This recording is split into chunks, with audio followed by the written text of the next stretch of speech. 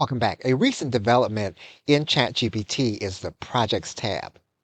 If you go to your left side menu, you're going to see near the top on the left, Projects. You can click on the plus in order to create a new project. That's going to open up a dialog box.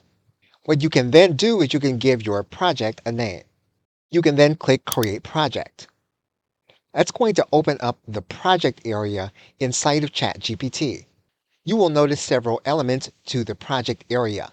You will notice that you have a chat area, and this is for individual conversations. You will notice that you have a files area.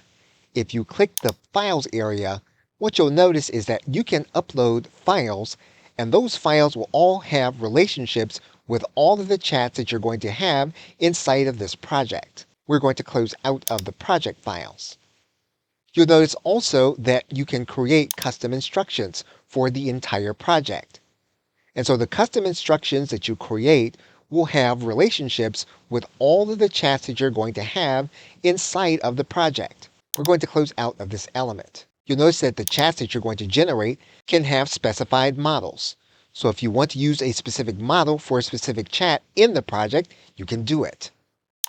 You will also notice that each of the chats that you're going to have inside of the projects can have its own attached files that you're going to be analyzing.